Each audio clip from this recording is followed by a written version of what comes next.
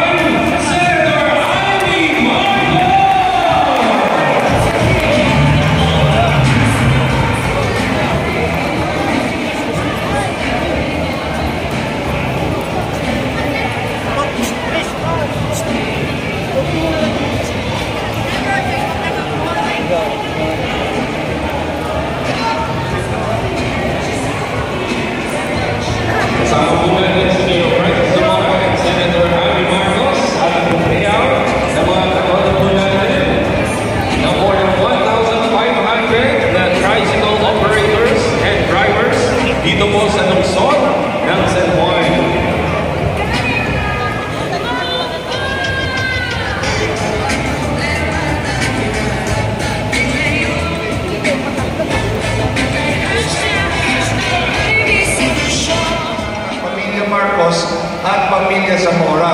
Dito po sa kanilang ancestral home sa Maytunas, dyan po lumaki si Senator Ivy, si Pangulong BBM, dyan po sila tumira. Mula nung pinanganak si Pangulong Ferdinand R. Marcos Jr. sa Lourdes Hospital, hanggang naging Pangulo si Pangulong Ferdinand Marcos, dito po sila sa Barangay Maytunas, sa lungsod ng San Juan tumira, bago po sila lumipat ng Malacanang. Hanggang ngayon po, nandyan ang Marcos Ancestral Home, at yan po ay isa sa mga pinakamahalagang bahagi ng kasaysayan ng San Juan, sapagkat matagal na panahon tumira po rito ang ating mahal na Pangulong Marcos. Hanggang ngayon, nananatili po dyan ang kanilang pamilya. Bakit ko po ito sinasabi? Sapagkat gusto ko po maintindihan natin lahat na swerte tayo. Bakit? Dahil ang Pangulo ng Pilipinas ay taga San Juan. Ang Senador Amy Marcos ay taga San Juan. Kaya pag meron tayong pangangailangan, alam ko madali kong ilapit sa pamilya Marcos yan. Kaya sa araw na ito, tayo po ay mapalad sapagkat meron po tayong 1,500 beneficiaries ng AIX program sa tulong ni Senator Amy Marcos. Alam niyo naman po, ang AIX ay pondo ng national government na nakakatulong po sa inyo. Ang totoo dyan, yung pondong yan, siyempre, ay hinahati-hati sa ating mga kababayan, hindi lamang sa San Juan, ngunit sa buong Pilipinas. Kaya tayo po ay mapalad dahil dinalaw po tayo ngayon ng ating mahal na senador. At alam ko po, sa mga darating na taon, mananatili po ang kanyang pagmamahal at pagsuporta sa atin, sapagkat meron tayong masasandalang pamilya Marcos na pwede natin at kaya natin sabihin na ating kababayan dito po sa lungsod ng San Juan. Kaya sa umagang ito, mga minamahal kong membro ng mga TODA, mga minamahal ko sa Punenyo, isang karangalan na ipakilala upang bumati sa inyo at ipaabot ang kanyang mensahe sa inyo lahat. Ang ating minamahal na senador at aking pong ninang, dapat tawagin na natin ang ninang ng San Juan. Palakpakan po natin, Senador Amy Marcos.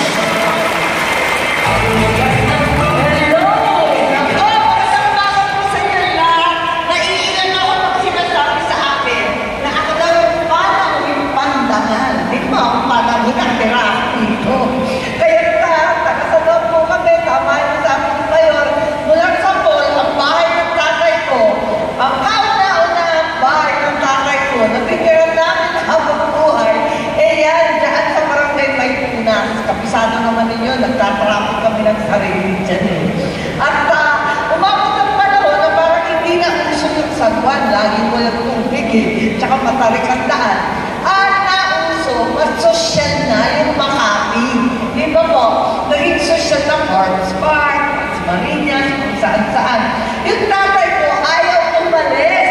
Ang sabi niya, ang San Juan, pinakatuktok ng Metro Manila, pinakamataas.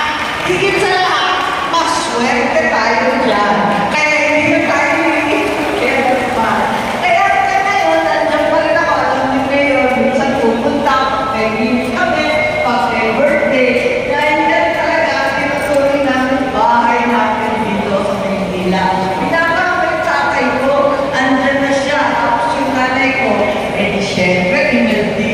lumaki na lumaki. Mabuti na yung bahay na yun.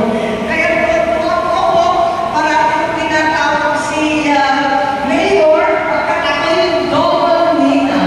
Di ba? Hindi na nangyayari yung talaga na ninag ka pagkatao sa pagpiso. Ninag na ulit kapag kapal. Super suki. Baka nakakali. Nakalimutan lang ninyo na yun. Hindi lang yung ama niya yung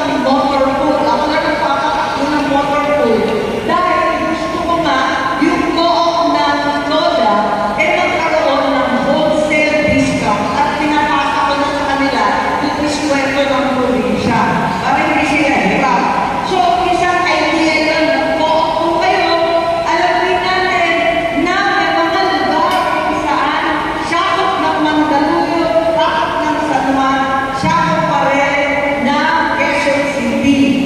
Yung mga boundary dispute, out of line kayo. Yan ang problema, di ba? Lagi ganyan. Kaya, si Mayor Zamora ang sasabihin niya. Di ba alam ang akin?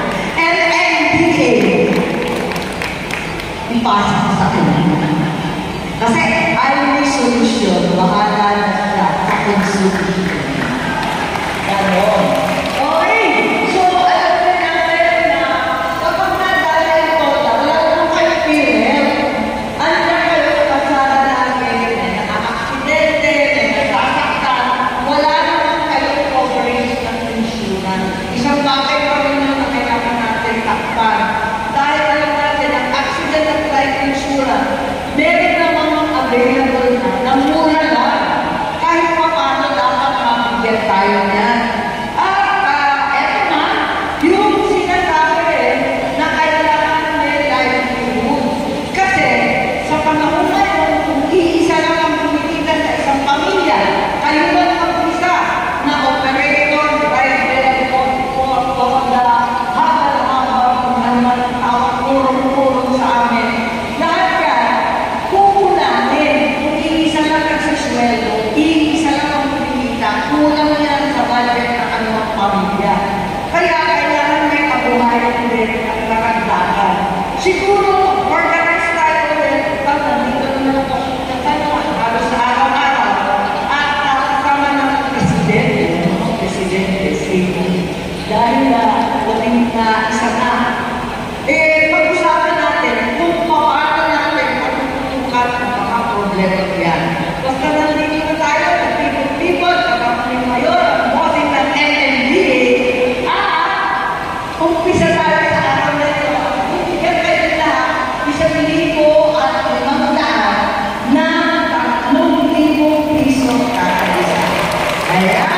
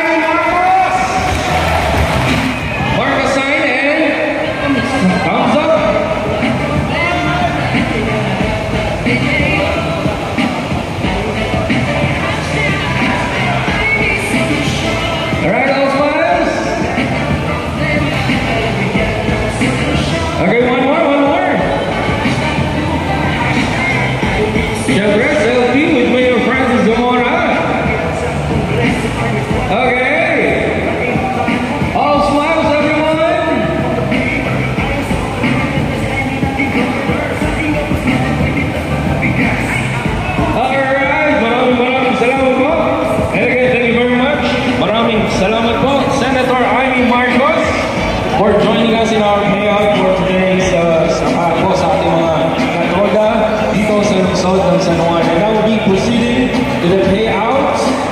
Ayan, a total of 1,500 po ang mag-benefit ngayon ng each 3,000 pesos each through the PSWD assistance for individuals.